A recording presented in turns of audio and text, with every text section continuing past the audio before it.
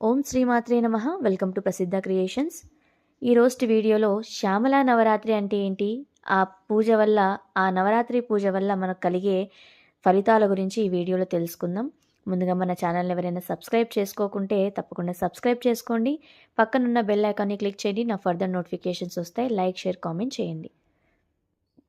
శ్యామల నవరాత్రి అంటే, శ్యామల నవరాత్రిని కొన్ని ప్రాంతాలలో మాఘగుప్త నవరాత్రి అని కూడా పిలుస్తారు. ఇది నవరాత్రుల మధ్య ఒక ప్రత్యేక పుణ్యకాలం.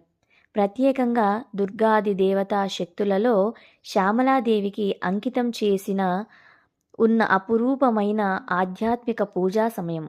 ఇది సాధారణ శరదీయ నవరాత్రి లాగా కాదు. ఇది గోప్య నవరాత్రి.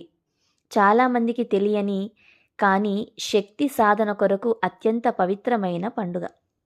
శ్యామలాదేవిను దేవీ శక్తికి చెందిన ప్రత్యేక రూపంగా పూజిస్తారు.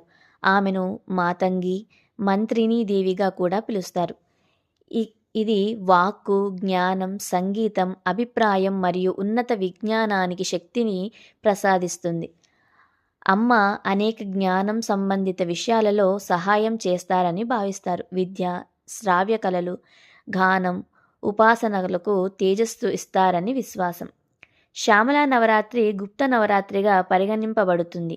ఇది సాధువులు, ఉపాసకులు, మంత్రజపాకారులు మరియు తపస్సుదారుల కోసం శక్తి ప్రసాదకాలం. భక్తులు దీన్ని సాధారణంగా ఇంట్లో గోప్యంగా కానీ ఆలయాల్లో కూడా జరుపుకుంటారు.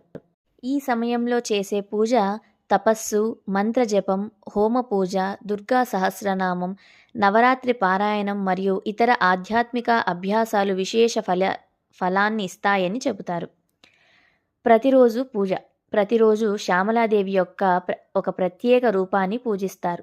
ఉదాహరణకు లఘు శ్యామల, వాగ్వాదిని శ్యామల మరియు నవమి రోజుకి రాజశ్యామల, రాజమాతాంగి వంటి రూపాలతో అమ్మవారిని పూజిస్తారు. ప్రతి నమస్కారానికి ప్రత్యేక మంత్రాలు, అర్చనలు, నైవేద్యాలు ఉంటాయి. పూజకు కావలసిన సామాగ్రి: పూలు, కుంకుమ, అక్షింతలు, దీపాలు, పాయసం, దీపస్తంభం, మంత్రాలు, పారాయణ గ్రంథాలు, ఆకుపచ్చ వర్ణపు దుస్తులు ధరిస్తారు. ఇంటిని శుభ్రంగా, పవిత్రంగా శుద్ధి చేసుకోవాలి. పూజా స్థలంలో దేవీమూర్తి లేదా చిత్రాన్ని పెట్టండి.